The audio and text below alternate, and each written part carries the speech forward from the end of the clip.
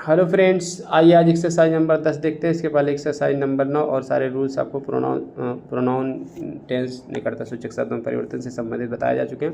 अगर वो वीडियोज नहीं देखें तो डिस्क्रिप्शन में लिंक दूंगा, वहाँ से देख लीजिए, या क्लास 10th एक्सीलेंट ग्रामर के नाम से है प्लेलिस्ट, वहाँ से देखें। तो चलिए देखते हैं पहला एक्सरसाइज।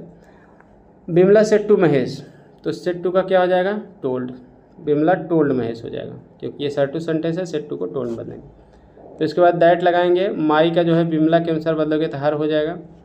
अब फादर, वेंट को पास्ट परफेक्ट टेंस बदलेंगे तो हैड गान में हो जाएगा।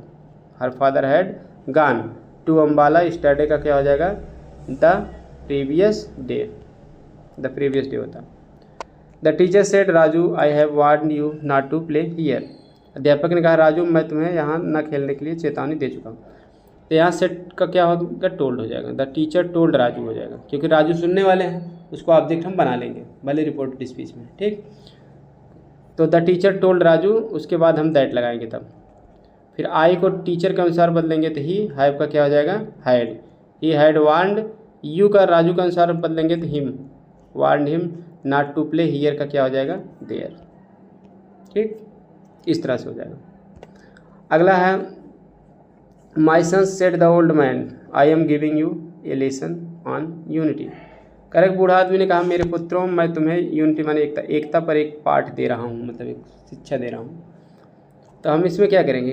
बूढ़ा आदमी अपने पुत्रों से कह रहा है, तो इसका दो तरीका है, एड्रेसिंग से भी बना सकते हैं और ऑब्जेक्ट भी बना सकते हैं।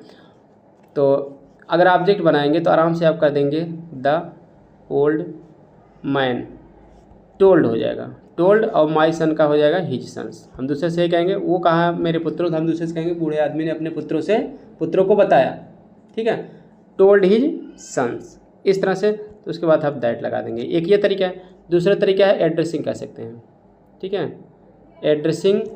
उसके बाद ऑब्जेक्ट आप एक मान लेंगे देम, ठीक है, एड्रेसिंग देम आयज करके, फिर माई सन्स का हिज सन्स हो जाएगा। एड्रेसिंग देम हिज सन्स, क्योंकि बहुवचन है तो इसलिए देम मानेंगे हम, थर्ड पर्सन, उन्हें अपने पुत्रों के रूप में संबोधित करते हुए। तब उसके बाद आप कहेंगे the old man told them his sons, एक बार लिख दिए तो देम कर देंगे, टोल्ड देम दैट। क्लियर? इस तरह से कर सकते हैं, या टोल्ड देम दैट ना कह के सेड दैट डायरेक्ट भी कर सकते हैं, ठीक है। टोल्ड कहोगे तो ऑब्जेक्ट लिखना है, ठीक है। ऐसे भी कैसे? Addressing them as his sons the old man said that, ऐसे भी लिख सकते हैं, या टोल्ड देम दैट, दोनों सही है। तो आप चाहे जिस तरीके से लिखेंगे। फिर बात यह है कि दैट के बाद क्या लिखेंगे? दैट के बाद लिखेंगे अब जो है आई का क्या हो जाएगा? बूढ़े आदमी के अनुसार ही हो जाएगा, एम का वाज हो जाएगा। ही वाज गिविंग, यू का कई पुत्र हैं, उनके पुत्रों के अनुसार देम हो जाएगा। ए लेसन ऑन यूनिटी, सब कुछ वैसे ही रहेगा। क्लियर? तो इसमें एक बार बोल दे रहा हूँ आंसर। देखिए, सब पहला सिंपल तरीका, the old man told his sons that he was giving them a lesson on unity. दूसरा तरीका एड्रेसिंग देम, आप हम अपने मन से मान लेंगे, ठीक है, एड्रेसिंग देम एज, ठीक है, as his sons the old man said that, या the old man told them that he was giving him a lesson on unity. अगला है the naughty girl said the old lady. बूढ़ी महिला ने कहा शरारती लड़की, you are again teasing me, तुम दोबारा मुझे टीज माने चिढ़ाना है, छेड़ना, तंग करना है, तुम दोबारा मुझे चिढ़ा रही हो। तो द ओल्ड मैन, अब यहाँ क्या? टोल्ड द नाटी गर्ल्स, एक सिंपल तरीका है, बूढ़ी महिला ने शरारती लड़की को बताया, ठीक है। एक ये तरीका है, टोल्ड से बना देंगे। दूसरा तरीका एड्रेसिंग से बनाएंगे, ADDRESS, एड्रेसिंग के बाद ऑब्जेक्ट मान लीजिए हर, क्योंकि लड़की है तो हर मानेंगे। Addressing her as a naughty girl, ये लगा देंगे क्योंकि भाई एक वचन है girl. Addressing her as a naughty girl, इस तरह से मानेंगे, उसे एक शरारती लड़की के रूप में संबोधित करते हुए। तब उसके बाद हम कहेंगे द ओल्ड लेडी। अब उसके बाद लिखेंगे हम, चाहे सेड दैट कर दीजिए, बूढ़ी महिला ने कहा कि, या टोल्ड हर दैट भी कर सकते हो। क्लियर? उसे बताया कि, दोनों सही है। टोल्ड लगाओगे तो हर लिखना जरूरी है, सेड लगाओगे तो ऑब्जेक्ट लिखना जरूरी है, तुरंत दैट आ जाएगा। क्लियर? सही दोनों। उसके बाद हम क्या करेंगे? आई का जो नहीं, सॉरी, यू का हम क्या करेंगे? भाई गर्ल के लिए आया है तो यू के लिए हम क्या कर देंगे? सी। आर का क्या हो जाएगा? Was. She was again teasing me का भाई एक बूढ़ी महिला के अनुसार हो जाएगा her. She was again teasing her. Clear? एक बार फिर से मैं बता दे रहा हूँ इसको।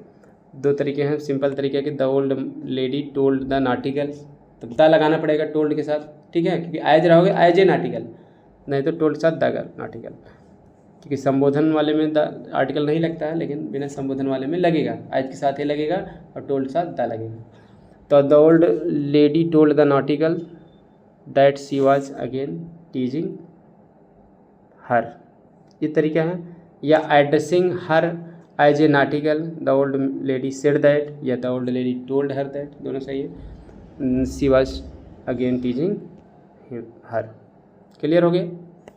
अगला है he said to his master his sister you needn't sit here, तो सेड टू कर क्या कर देंगे told, he told his sister that, अब सिस्टर के लिए यू आया है तो सी कर दिया that she needn't sit here का there. He said well friends I shall give you some cold drink, तो ही सेड वेल फ्रेंड्स, तो बेल हट जाता है, बेल के साथ नाउन आता है जब उसके बाद सब्जेक्ट रहता है तो हम यही कहेंगे, उसने कहा कि वेल फ्रेंड्स अच्छा दोस्तों I shall give you some cold drink, मैं तुम्हें कुछ कोल्ड ड्रिंक दूंगा, तो हम यही कहेंगे दूसरे से ही सेड का हम कर देंगे टोल्ड, ही टोल्ड, अब फ्रेंड्स है ना तो अपने दोस्तों से कहेगा तो हिज अपने मन से हम लगा सकते हैं, ही टोल्ड हिज फ्रेंड्स, इस तरह से हम कहेंगे वो अपने दोस्तों को कहा, या ही टोल्ड द फ्रेंड्स भी कह सकते हो, कोई दिक्कत नहीं, वह दोस्तों से कहा, लेकिन भाई अपने दोस्तों से कह रहा है इसलिए हिज हम लगा सकते हैं, ही टोल्ड हिज फ्रेंड्स, एक साथ हिज लगाएंगे, बेल हट जाएगा, क्लियर, क्योंकि निरर्थक शब्द माना जाएगा, पीछे रूल्स बताए गए हैं। He told his friends that's, I का क्या हो जाएगा, ही के अनुसार ही हो जाएगा, ही के साथ बिल लगता है तो इसलिए पास्ट टेंस हो जाता है would. He would give, you का क्या हो जाएगा, फ्रेंड्स है बहुवचन है तो देम हो जाएगा, would give them some cold drink, clear, तो हो जाएगा he told his friends that he would give them some cold drink. अगला है the teacher said you see, तो यू सी को भी हम हटा देते हैं, पीछे नियम बताया गया था आपको, तो I can not teach in such a disturbance, तो यहाँ हम दैट लगा देंगे यू सी, क्योंकि हम हटा ही दे रहे हैं। ही द टीचर सेड दैट हो जाएगा, आई का क्या टीचर के अनुसार ही, कैन का क्या हो जाएगा कुड, कैन नॉट का कुड नॉट हो जाएगा, could not teach in such a disturbance, सब कुछ वैसे रहेगा। अगला 8वां the clerk said to the manager thank you sir for your kindness, तो अब यहाँ थैंक यू आता है तो सेड टू को हम किस में बदल देते हैं thanked, the clerk thanked the manager, उसके बाद हम हाँ एक काम और करिए, मैनेजर के बाद रेस्पेक्टफुल्ली भी लगा दीजिए, क्योंकि सर के लिए रेस्पेक्टफुल्ली लगता है, पीछे नियम आप पढ़े थे, ठीक है। द क्लर्क टोल्ड, हाँ थैंक्ड द मैनेजर रेस्पेक्टफुल्ली, अब सर भी हट जाएगा रेस्पेक्टफुल्ली लगाने के बाद, फार से जोड़ दीजिए, फार योर का मैनेजर के अनुसार हो जाएगा हिज, फॉर हिज काइंडनेस, तो हो जाएगा the clerk thanked the manager respectfully for his kindness, इस तरह से हो जाएगा, मतलब क्लर्क ने मैनेजर को सम्मानपूर्वक उसकी दयालुता के लिए धन्यवाद दिया, ये इंडायरेक्ट हो जाएगा। महेंद्र सेठ, मैंने कहा sorry for what I did, जो कुछ भी मैं किया उसके लिए सॉरी, मैंने खेद है मुझे या मैं शर्मिंदा हूँ, तो हम क्या करेंगे, अब कोई सॉरी महसूस करता तो हम फेल्ट का प्रयोग करते हैं, जैसे आई फील है तो फेल्ट कर देते उसको हटा के, नहीं भी आई फील है, आई सॉरी का मतलब आई फील सॉरी मान लीजिए, तो इसलिए फेल्ट करना बेटर माना जाएगा, सेट को हम किस में बदल देंगे फेल्ट में, ठीक है। हम ये कहेंगे महेंद्र फेल्ट सॉरी, ठीक है, Mahendra felt sorry for what, I का हो जाएगा महेंद्र के अनुसार ही, डिड का हैड डन हो जाएगा, क्योंकि पास्ट परफेक्ट टेंस बदलेंगे सेकंड फॉर्म है तो हैड के साथ थर्ड फॉर्म डन हो जाएगा, क्लियर हो गया। तो Mahendra felt sorry for what he had done, Mahendra ने जो कुछ भी किया था उसके लिए सॉरी महसूस किया, ये हम कहेंगे खेद महसूस किया। लास्ट है ही सेड, उसने कहा I hope you will pass this year, मैं आशा करता हूँ आप इस वर्ष पास हो जाएंगे, तो आई होप अगर आता था तो उसको हम हटा के होप्ड में कर देते थे, पीछे आप पढ़े थे रूल, तो हो जाएगा सेड का किस में बदल देंगे, आई होप हटा के होप्ड में बदल देंगे, ही होप्ड, उसके बाद आप कंजक्शन दैट लगा देंगे, होप के साथ डाउट के साथ दैट लगेगा, क्लियर।